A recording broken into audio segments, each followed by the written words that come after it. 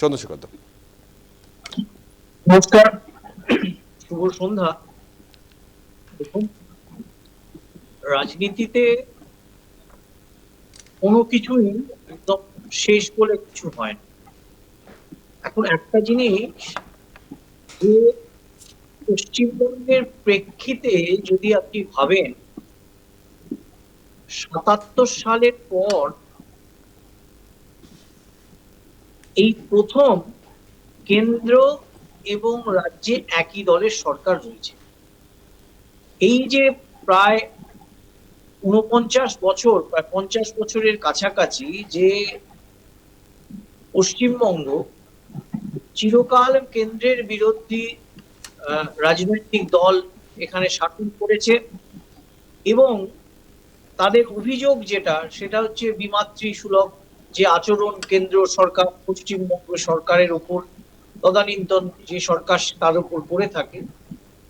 এই যে পরিস্থিতি, সেই পরিস্থিতিটাকে বিবেচনা করে আজকে যখন পশ্চিমবঙ্গ এবং কেন্দ্রের একই সরকার এবং একই দল পশ্চিমবঙ্গে এবং কেন্দ্রে রয়েছে, বাকি যে সাংসদরা যারা তৃণমূলের সঙ্গে ছিল তারা মনে করছে এইটা সেই সুযোগ তারা কাছে নিয়ে নিতে চায়, এবং পশ্চিমবঙ্গের কেন্দ্রের যে সুসম্পর্ক, অর্থাৎ ডবল ইঞ্জিন, সেই ডবল ইঞ্জিনের যে সুবিধা তাদের কেন্দ্রের মানুষের জন্য দেওয়ার জন্য তারা এটাকে নিজেরা মনে করছে যে সেই কেন্দ্রীয় যেহেতু সাংসদ, সেহেতু তাদেরকে তো পশ্চিমবঙ্গের রাজনৈতিক দলের সঙ্গে মিশতে চলবে না, তাই তারা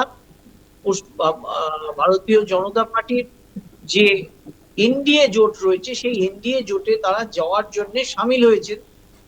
উদ্দেশ্য হচ্ছে যে এই ৫০ বছরের যে পশ্চিমবঙ্গ পিছিয়ে রয়েছে সেই পশ্চিমবঙ্গকে যদি এই সাংসদরা সেই সুবিধে যদি না নিতে পারে তার অঞ্চলের মানুষদের জন্য, এটা তো খুব স্বাভাবিক যে উন্নয়ন যেখানে থাকে মানুষ সেখানে স্বাভাবিকভাবেই যাবে। তো এটাই রাজনীতির করণ করা একটা উদ্দেশ্য হতে পারে। কিন্তু ঘটনা বটে যে পশ্চিমবঙ্গে যে উন্নয়ন এবং কেন্দ্রের যে বিকশিত ভারতের যে প্রকল্প, সেই প্রকল্পগুলো যদি পশ্চিমবঙ্গে আসে, সেখানে এই যারা তৃণমূল কংগ্রেসের সাংসদ তারা যদি মনে করে যে এই প্রকল্পের সুবিধে তার অঞ্চলের মানুষের কাছে দেওয়া দরকার আছে, তো তারা সেইটা ভেবে, এবং বিজেপিও কিন্তু তাদেরকে সঠিকভাবে বিজেপি দলের অন্তর্ভুক্ত করে, যেহেতু তারা তাদের নিজেদের দল ছেড়ে বেরিয়ে আসতে চাইছে। সেখানে একটা আইনের মারপ্যাচ রয়েছে, অ্যান্টি ডিফেকশন ল রয়েছে। সেই অ্যান্টি ডিফেকশন ল এর ক্ষেত্রে যদি তারা আটকে যায়, তাই জন্য একটা অন্য দল করে তারা এনডিএ শরিক হয়েছে, এবং এনডিএ শরিক হয়ে হিসেবে তারা এই যে মুখ্যমন্ত্রীর সঙ্গে দেখা করা, স্বরাষ্ট্রমন্ত্রীর সঙ্গে দেখা করা, বা আজকে প্রধানমন্ত্রীর সঙ্গে দেখা করেছে, প্রাতরাশ করেছেন একসঙ্গে। দেখুন, এটা তো একটা সুযোগ বটে যে পশ্চিমবঙ্গের যে সাংসদ যারা রয়েছে তার কিন্তু অঞ্চলের কিন্তু কোথাও দ্বারা সুবিধার্থে সমালোচনাও হচ্ছে, কোথাও দ্বারা সমালোচনাও হচ্ছে যে এই মুহূর্তে যেভাবে এই ২০ জন বিক্ষুব্ধ তৃণমূল সাংসদদের দলে নেওয়ার চেষ্টা হচ্ছে বা এনডিএর সঙ্গে যুক্ত করার চেষ্টা হচ্ছে, এ রাজ্যের কম্পালশন যদি ধরেন, এ রাজ্যের মানুষ বলুন বা এ রাজ্যের বিরোধী দল যারা অরিজিনাল তৃণমূল বলে দাবি করছেন, কালীঘাট তৃণমূল, তারা তো সমালোচনা করছে। তো সেই সমালোচনার কি কোথাও জবাব দেওয়ার মতন পরিস্থিতি এই মুহূর্তে সর্বভারতীয় ক্ষেত্রে রাখছে, না ওটাকে ওটাকে ওরা মাথায় রাখছেন না?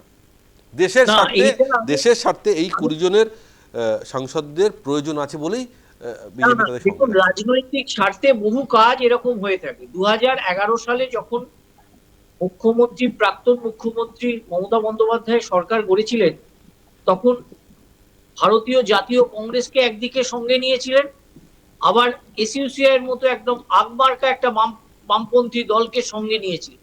তার কারণটা হচ্ছে, উদ্দেশ্যটা হচ্ছে পশ্চিমবঙ্গের যে বামফ্রন্টের যে সরকার রয়েছে সেই সরকারকে সরাতে গেলে যখন আমার যাকে দরকার তখন তাদেরকে সঙ্গে নিয়ে লড়াইটা করেছিলেন।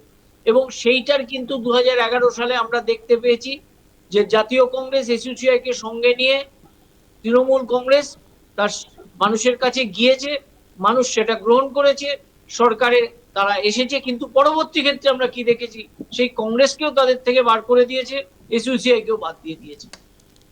তো আজকে এই রাজনৈতিক স্বার্থে তৃণমূল কংগ্রেস তারা যেভাবে সেই সময় সরকারে আসার জন্য যে যে যে যে পদ্ধতি অবলম্বন করেছিল, আজকে যে সাংসদরা তৃণমূলের রয়েছে তারা মনে করছে এই উন্নয়নের স্বার্থে তৃণমূল কংগ্রেসের সঙ্গে থাকলে যে উন্নয়ন বিকশিত ভারত যেটা হবে, সেই ভারতের বিকশিত ভারতের প্রয়াসগুলো পশ্চিম তার অঞ্চলের মানুষের কাছে দিতে পারবে না।